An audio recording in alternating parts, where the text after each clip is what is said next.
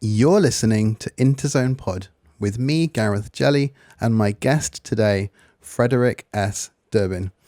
Hello, Frederic. Thank you very much for coming on Interzone Pod and talking today. Hello, and thank you for having me here today.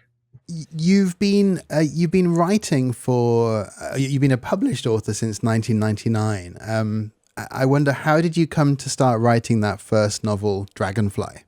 Oh, the first novel. Let's see. I'm a rare case in which I really wrote my first novel before I was selling any short stories. So I know that's kind of a weird path to take to the writing life. I let's see. As far as inspirations are concerned, I'm a writer of places, and so I think it was a place that intrigued me. It was the idea that um, a person could hear strange sounds coming from a basement, and that was an indication that another world was trying to annex itself into our world. So I think it was that idea or that place that kind of intrigued me. And of course, it turned out to be a Halloween world where it's constantly Halloween night. Right. And you mentioned that your novel was before your short stories. How did you go? How did you find yourself going back to short stories? Well, I think it was kind of just a natural. Stories come to themselves, and they come in different forms, and some are longer and some are shorter. I didn't feel like it's a huge change. It's just, Dragonfly was a bigger idea, and the short stories were smaller ideas.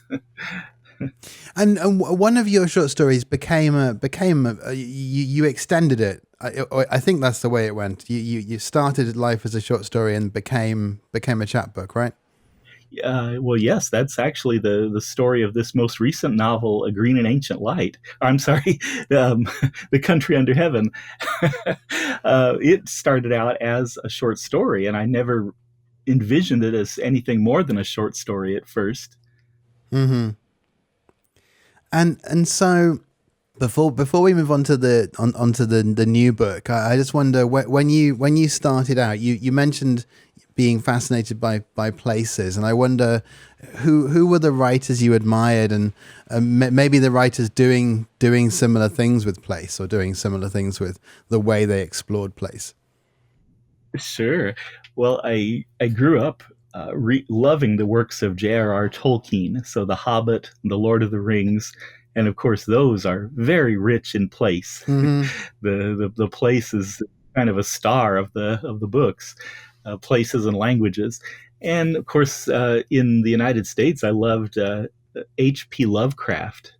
And those are that's an odd pairing, Tolkien and Lovecraft, because you couldn't find two men with more opposite worldviews, but they're both very rich writers of place. It was especially Lovecraft's atmospheric New England stories that I loved to read as a kid.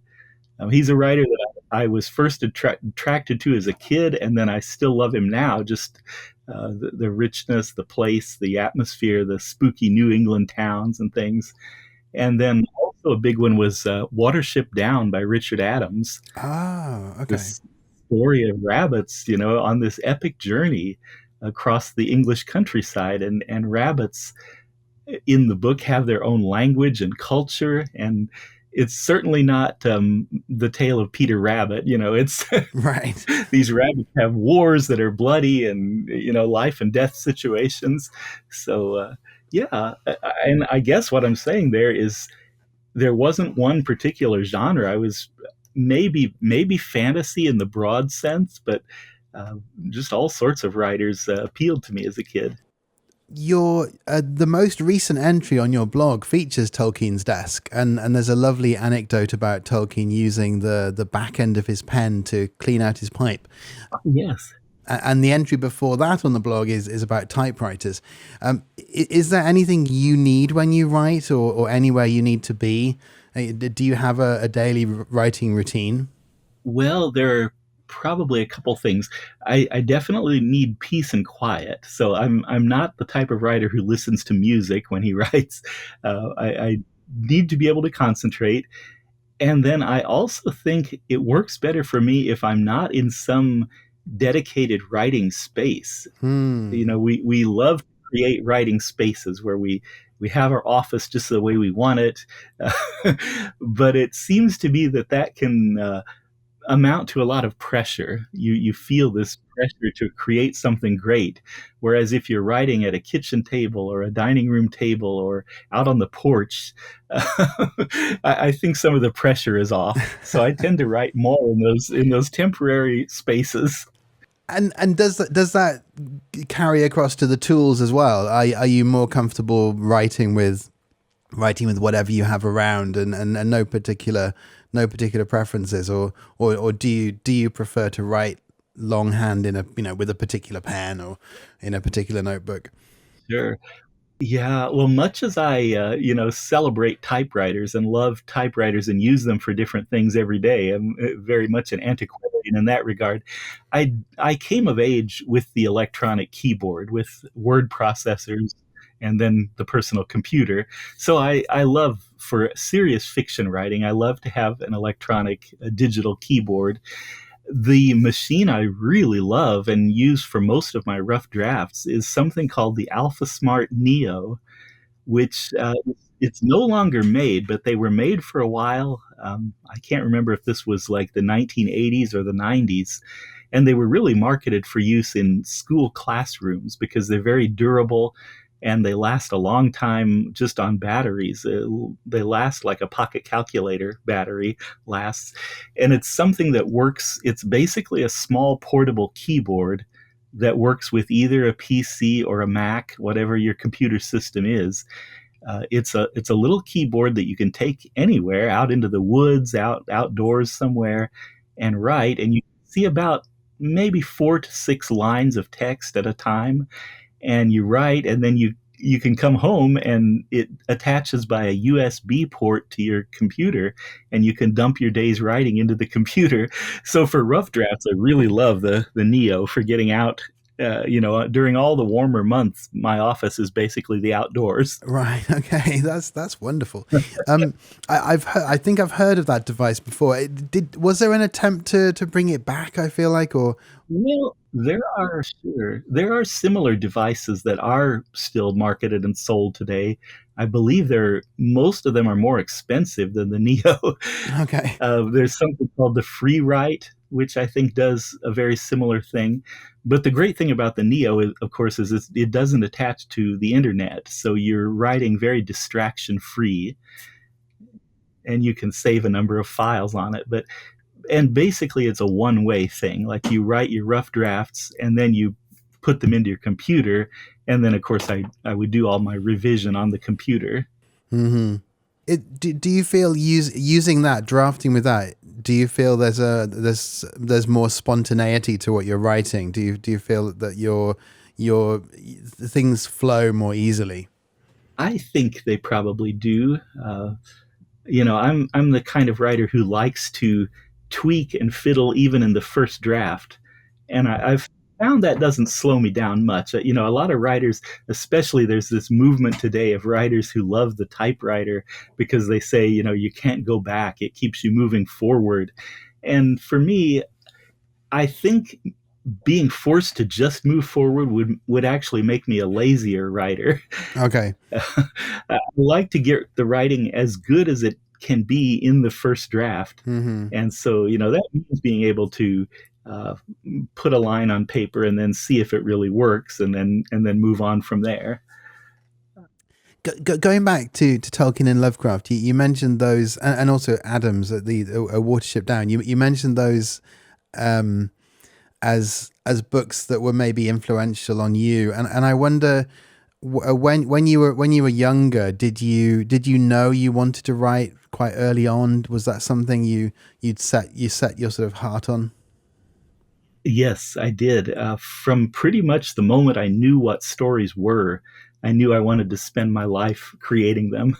Just as an infant, basically, when my parents would read to me or something, I just was fascinated by stories and books, and I wanted to make these things.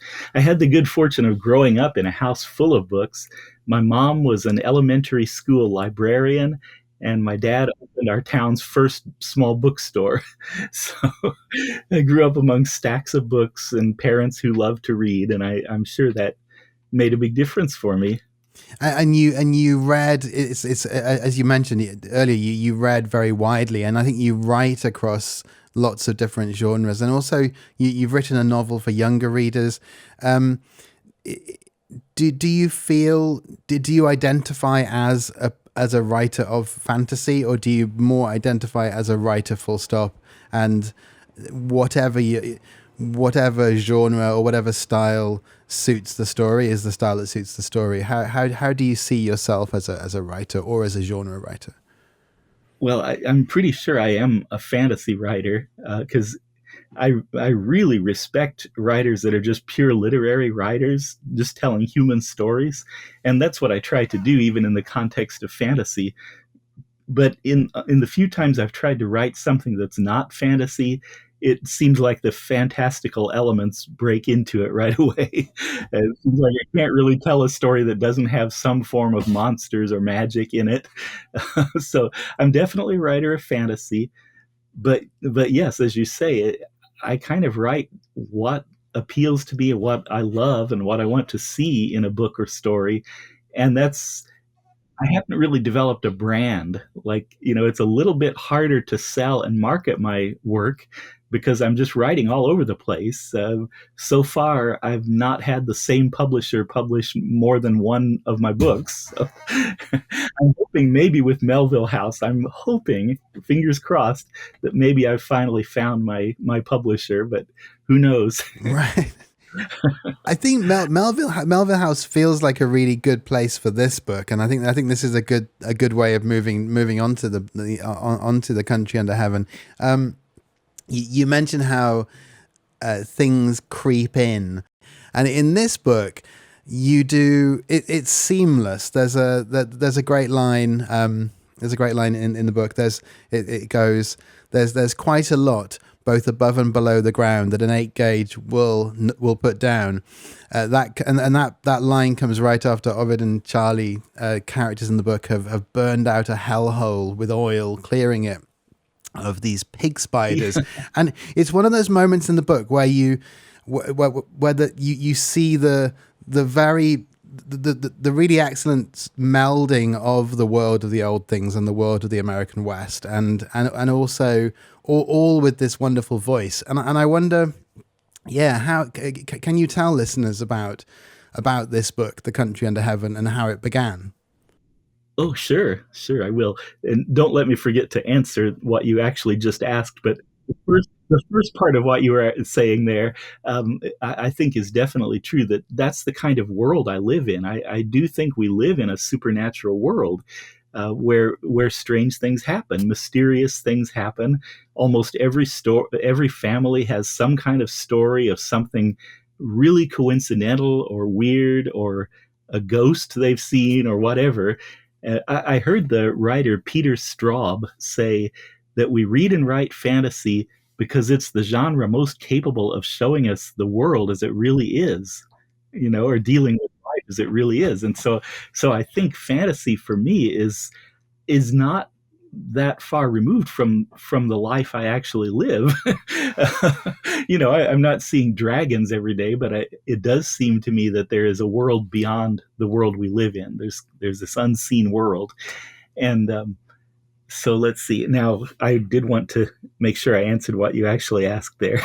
Was it about, just telling you about the book, The Country Under Heaven? It's the story of a veteran of the Civil War. He fought with the Union Army in the American Civil War, named Ovid Vesper. And during the war at the Battle of Antietam, he's blown through the air by an explosion.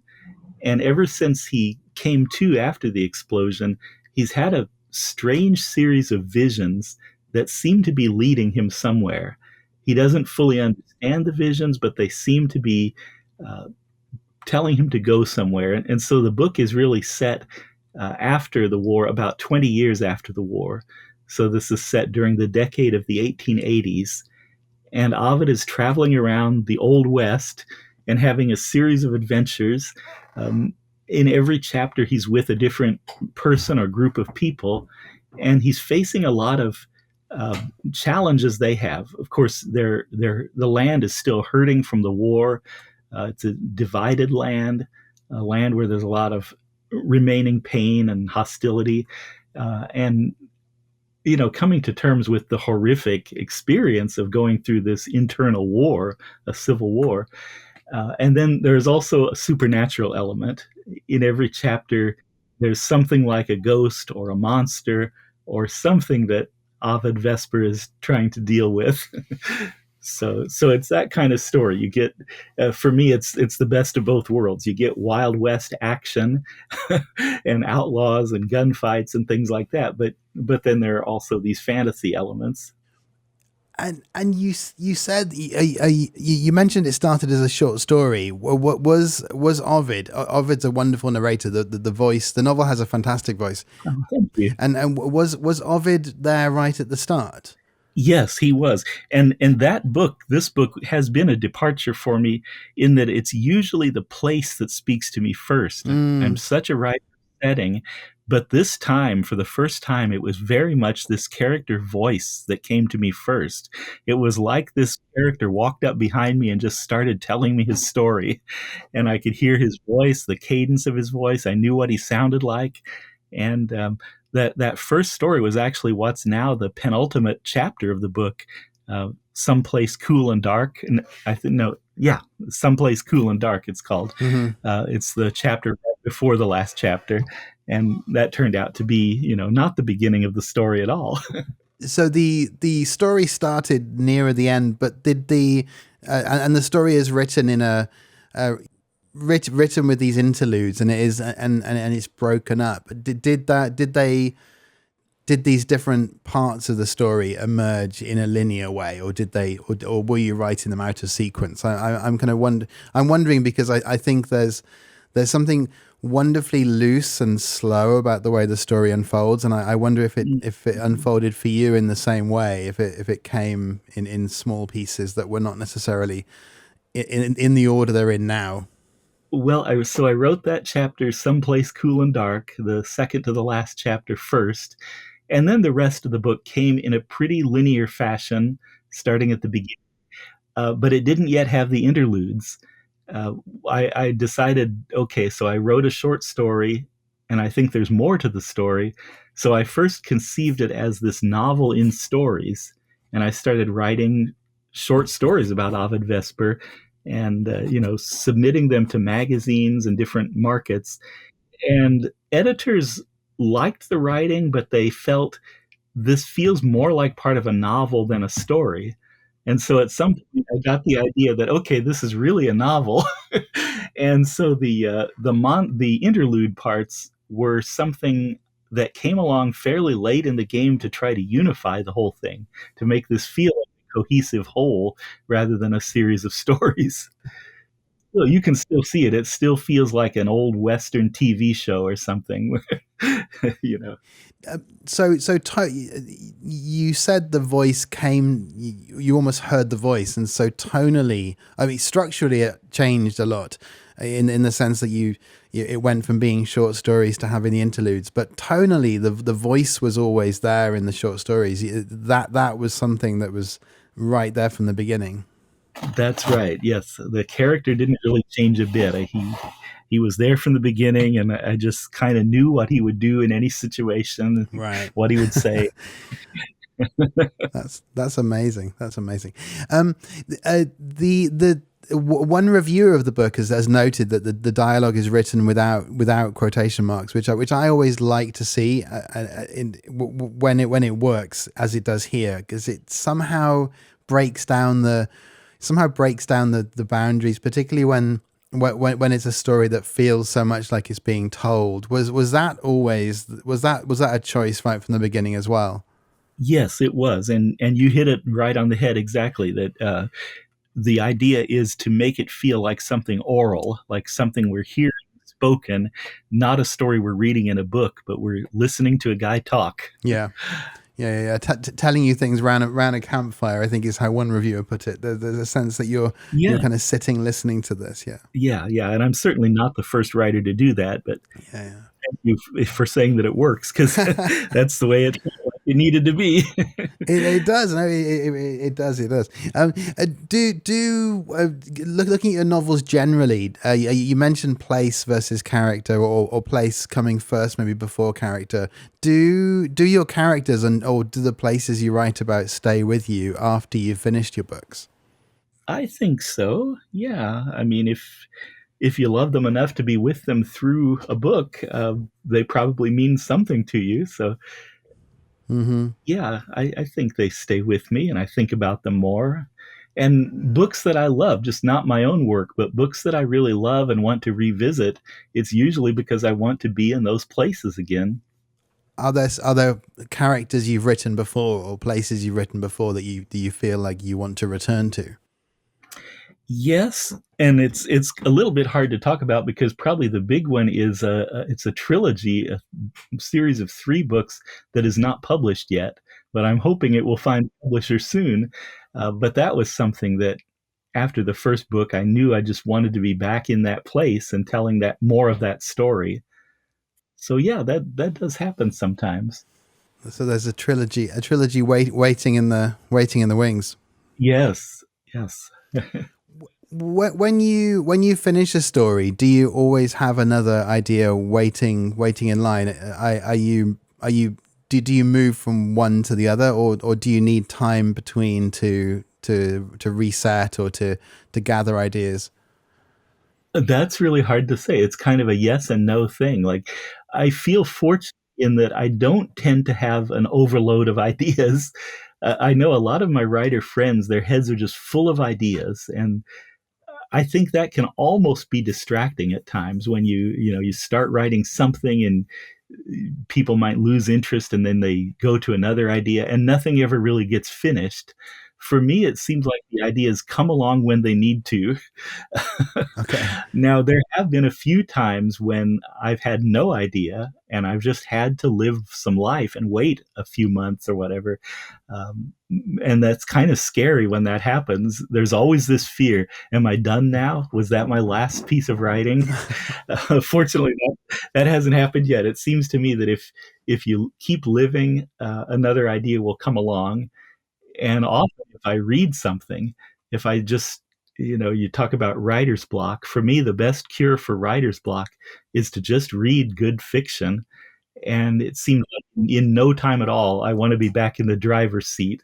I want to be, oh, I want to do that. Okay. So, So talking about writers that you're drawn to, you've mentioned writers from your childhood, but at the moment, who do you find yourself drawn to? there's a writer that I've really grown to love his writing, who's not a fantasy writer at all. It's the writer Stephen Millhauser. Ah, And he's written a number of short stories. He's very literary. His stories are, well, frankly, sometimes they're a little bit hard to read, but then when you read them, you're glad you did because they can turn into almost like lists of things, okay. but they're just so well done that you see the purpose to them as you get into them, and they're just these beautiful things and images that stay with you after you've read. So, particularly his book Enchanted Night is a book that is pretty short, and it's a series of sort of vignettes, and it takes place in one summer night in a New England town, and it's about these various characters and what they're doing during the course of this one night. And sometimes their lives intersect with each other, and sometimes they don't. But it's a really rich experience, and it's the kind of book that almost every summer, when the weather gets good and hot, I love to get that out and read it only at night because it just feels like a book that should be read at night.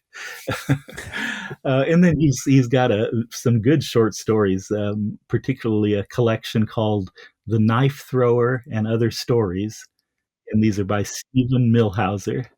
The idea that you're reading and then that's the spark for creativity, does that sometimes when you're drafting, some writers want to stay away from other writers' work because they worry maybe that too much influence is going to come in. Do you have to do you read a lot while you're writing, or do you tend to when you're drafting you tend to not be reading so much, or how does it work for you?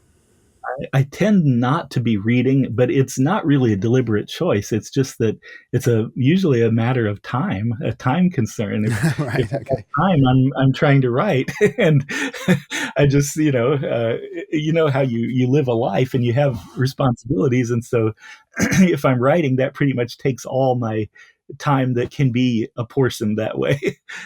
So yeah, I'm a slow reader, so I'm not the kind of writer that just races through lots of books. I wish I read more, and I love to read, but just practically speaking, I usually don't.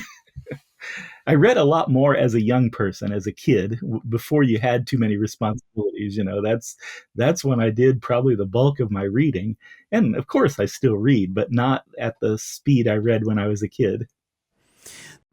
Going back to The Country Under Heaven, you mentioned marketing, and you mentioned changing publishers, and how sometimes when you're straddling genres, or when you have a book which maybe isn't easy to place, that can be hard to sell.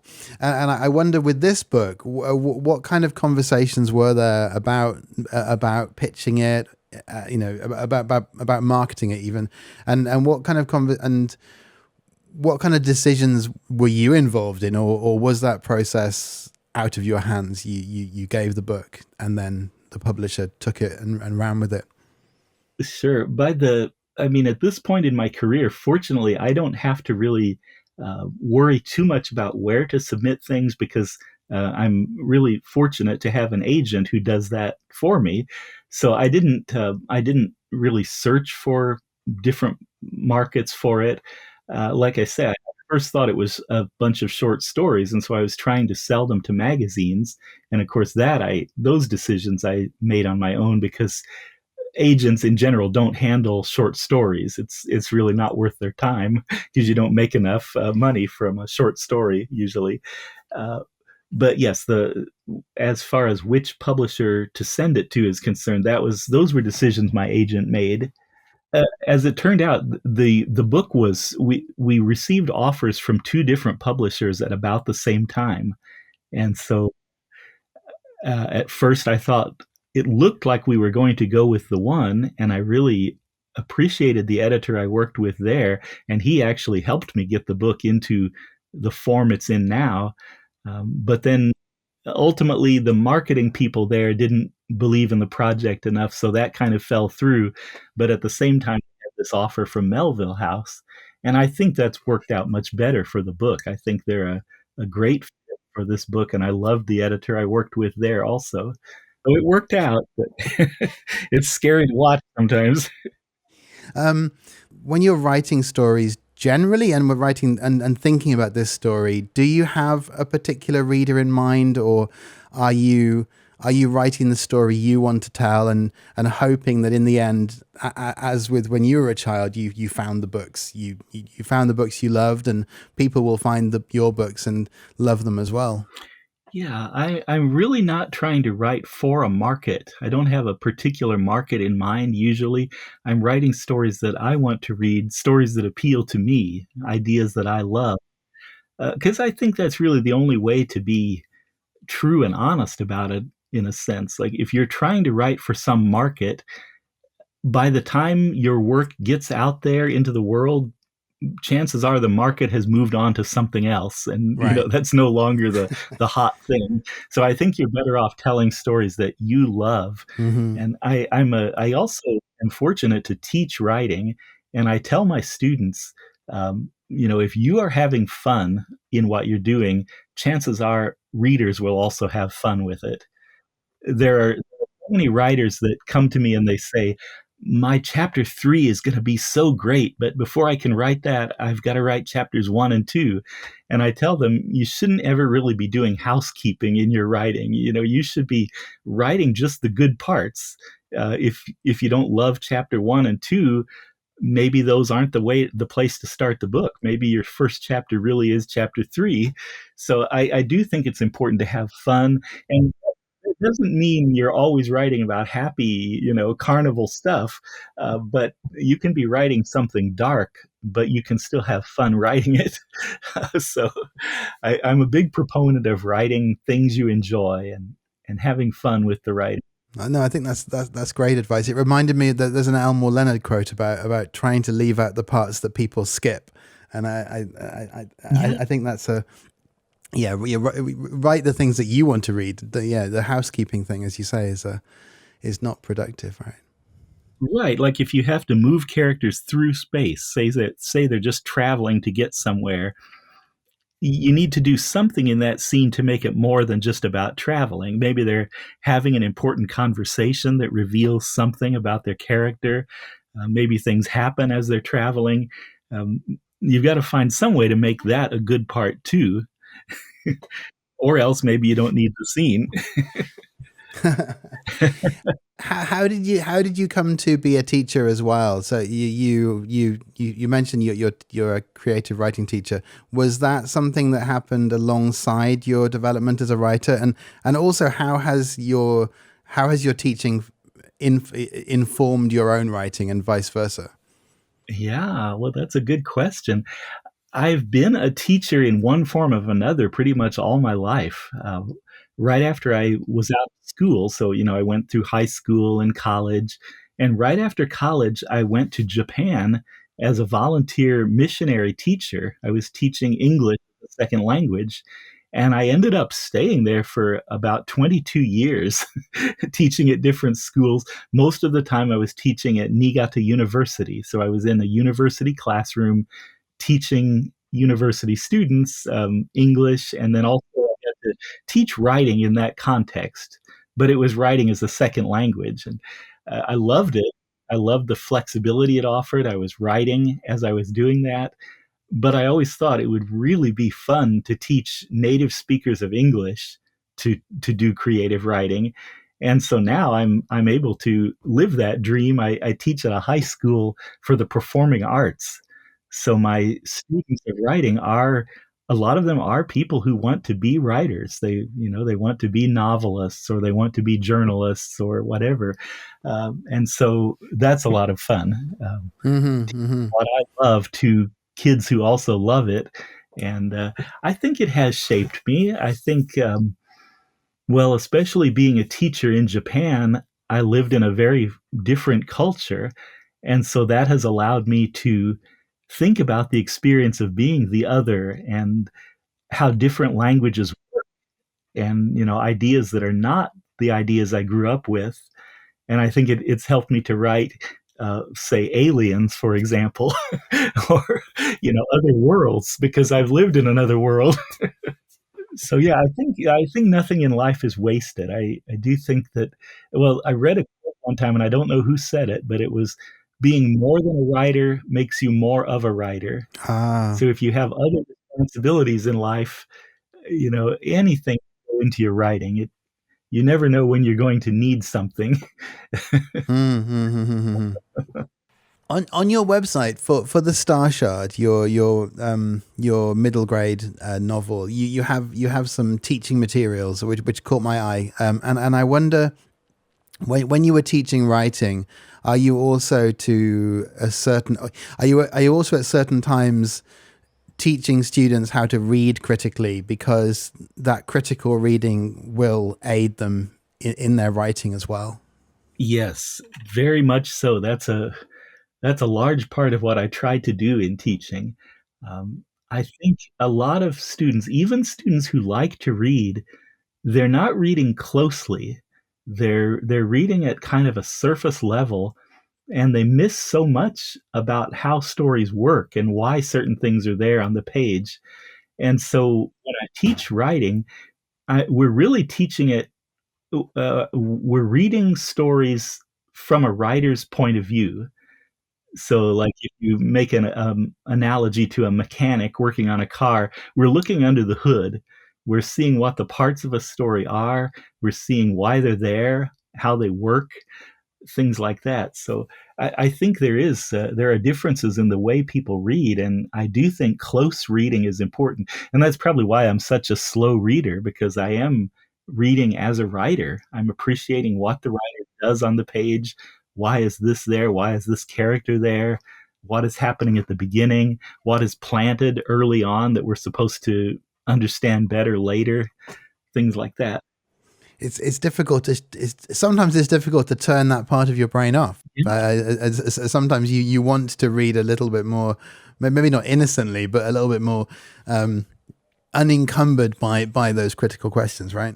Yeah, that's true. That's true. I think people who aren't at all interested in writing, but they love to read, they're probably having a different experience, more of a just a pure enjoyment of what they're reading Mm-hmm. because they're not thinking like a writer. And that's always a danger too when one writer asks another writer for advice. It can be good. It can also be dangerous because the second writer reads that piece and thinks, how would I solve this problem? And Okay. so I try not to influence other writers too much when I'm giving advice or trying to help them. You got to let the writer that they are. Right. You want them to find their own way to their own solution, not give them the Yeah, solution. Right. Right. right. Right. Because you can't write all the stories. You got to let other people write some of them. That's true. Do you read outside of fiction a lot? Are you a big nonfiction reader? And I wonder for this latest book, was there a lot of research involved, and did you enjoy that aspect of it? Yes, I really did enjoy the research aspect of this book. And actually, I'll let you in on a secret here. There's also a sequel to this book that Oh, is written. And I'm really hoping Melville House will publish it also. But so I have these two Western novels, and yeah, that are supernatural also. And the research was a lot of fun because I wanted them to be as historically accurate as possible. This is a time period that really happened, and that's really the first time I've done any sort of historical fiction. And I found it was just fun because the more you learn about actual history, the more it suggested more of the plot to me.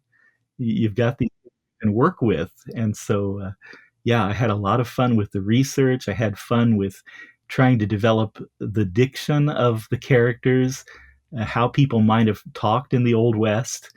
And in some ways it's similar to the way farmers in where I grew up in the Midwest in central Illinois among the cornfields and the wheat fields, or sorry, bean fields. Wheat is maybe a little farther west. But just the voices of people. And but yet in the Old West there was also, if people had any schooling at all, it was kind of a formal, it might have been pretty classical. They might have been reading some Latin in their one room schoolhouses. They might have been studying classical thinkers and mythology and things like that. So it's a blend of this rural accent and yet also some words that have been brought from Europe, some higher diction. And I think it's a fascinating language to work with. I think an example of a movie that really does it well is the Coen brothers remake of True Grit, the one with Jeff Bridges, and uh-huh. it was made not exactly new anymore, but it's newer than the original. And it's just a delight to listen to the way that the characters in that movie speak, and that's really a praise for Charles Portis, who wrote the novel, because that movie follows the novel pretty closely. With the diction and with with that element of it, because a lot of the magic in this is that voice, which is so distinctive, and so you really can hear it. Oh, Was that a place where there was a lot of, were you revising a lot around that, or around getting the right voice, and maybe changing things when you realized something was either you were doing something too much or too little? I wonder how much. Yeah, how did you go about getting it there? Because it really does hold the whole book together. This diction, this voice of the character. well, thank you for those kind words. I don't know that I changed much because I felt like I couldn't change much. Ovid was speaking the way he spoke, and Mm-hmm. you know, I didn't want to mess that up.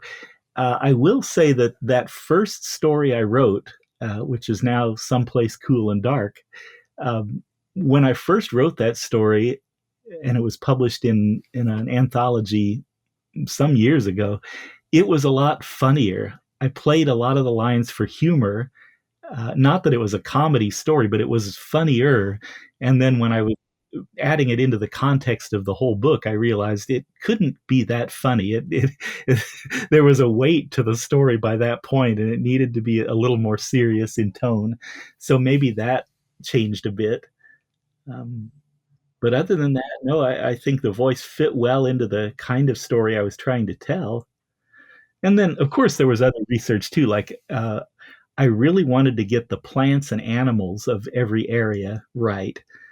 And especially because Ovid is moving around all over the Old West. And of course, there are different trees and different animals in different places.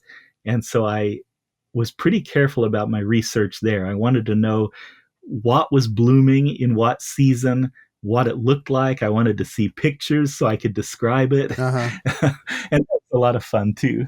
And when you were writing set pieces like burning out that hellhole and there's a really big explosion at a particular point. Were you clear in your mind geographically about where things were going? Are you a map person? Did you have in your mind a really clear idea of where each of these scenes was taking place? I did look things up. Yeah, I learned a lot better where the states are. Okay. I think a lot of Americans, we grew up in this big country, and we have only vague notions of what state is where. Okay. Maybe I shouldn't for everybody. Maybe this is just me, but I got a lot firmer picture in my mind of the map of the United States. Okay.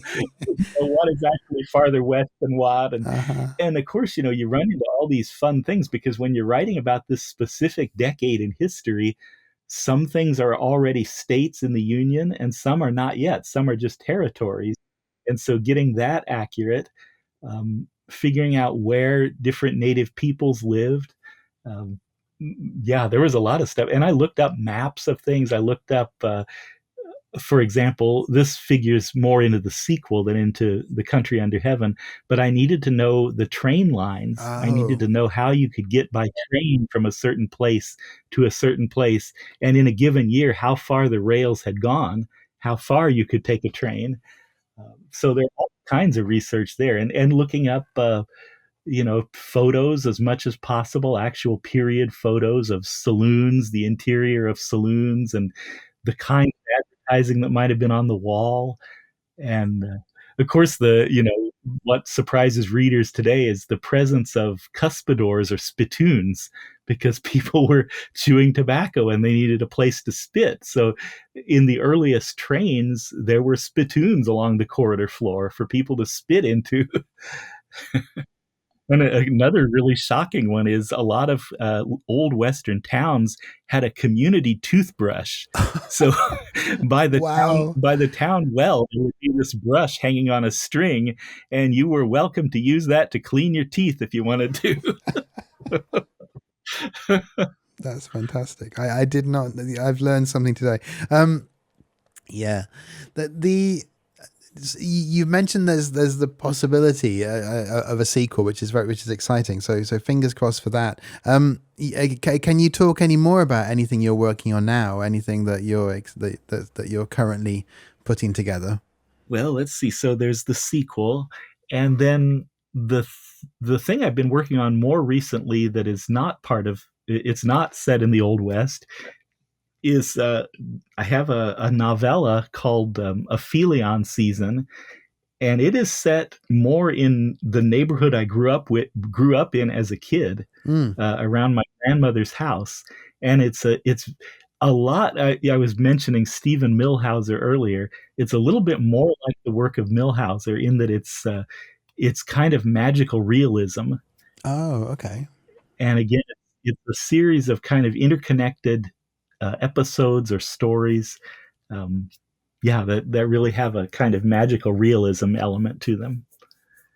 So I guess that's the most recent thing I've been working on. Oh, and right now, the thing I'm working on at the very moment is I'm collaborating with another writer friend to write we envision it as probably a novella or two novellas. He's going to write one, and I'm writing the other one about sea monsters. Oh, The unifying theme is the sea and monstrous things of the deep. So we're having fun with that. I'm doing some scientific research, trying to learn some things about the oceans. okay. That sounds exciting. Yeah, That sounds exciting. seeing where that takes me.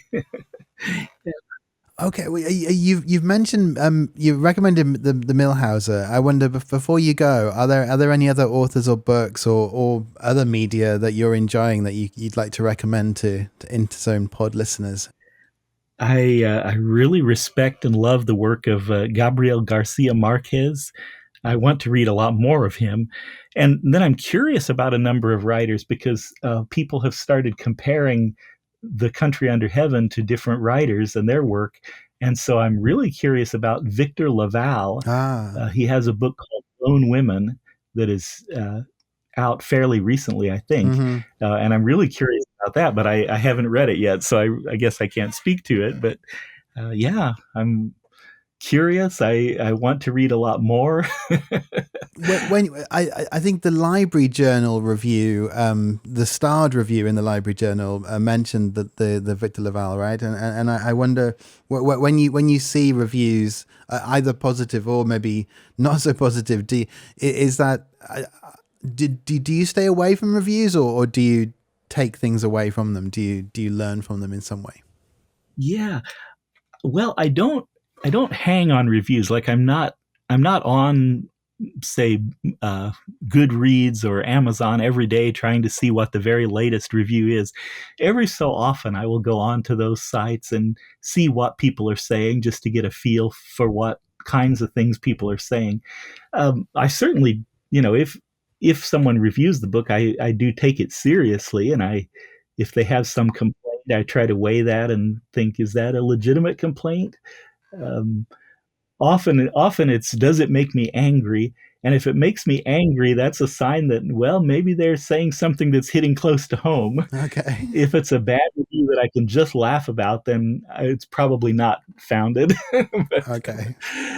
But yeah, I don't worry too much about reviews because I've run into people who don't like the Lord of the Rings, and if you don't like the Lord of the Rings, well, then I'm in very good company with J.R.R. Tolkien, because who doesn't love the Lord of the Rings? But not everyone does. Yeah, and certainly places like Goodreads can be. I think one writer I spoke to a while ago, did always joke about just staying far away, just never go near that. Yeah. But right. It's interesting that the ones that make you angrier are the ones to think more about. That's interesting. That's interesting, and definitely a teacher. I feel there's a little bit of the creative writing teacher coming through there.